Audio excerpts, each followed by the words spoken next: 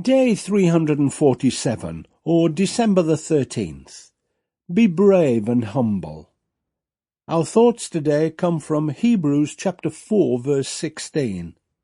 Let us then approach God's throne of grace with confidence, so that we may receive mercy and find grace to help us in our time of need. First, the big picture surrounding this verse. Hebrews writer now tells readers that Jesus is even superior to Moses.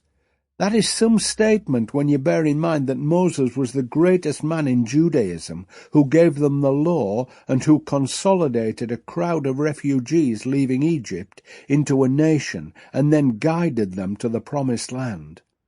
In this letter they are warned not to harden their hearts and reject the Messiah of God.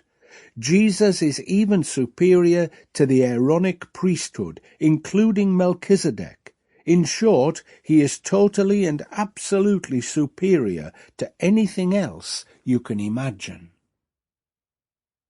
And now today's action step. Sometimes we sense our own inadequacies to such an extent that we dare not even think of approaching a holy God until we clean ourselves up, and of course we can't. We need God's help to do that.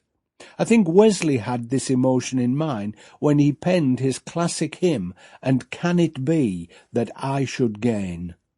He ends it with a repeated refrain of, "Bold I approach the eternal throne and claim the crown through Christ my own." Yes, when we acknowledge Christ, and he is in a real sense our own, we are able to boldly approach his eternal throne. The hymn writer is referring particularly to Judgment Day, but the writer of Hebrews makes it clear that this is something we are able to do whenever we're in need.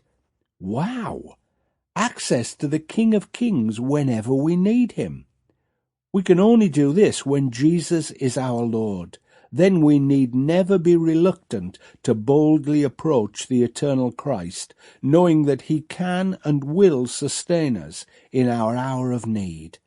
Having said that, don't forget to approach him in worship too, when you don't sense any specific need, but simply want to thank him for all he has done and continues to do in your life.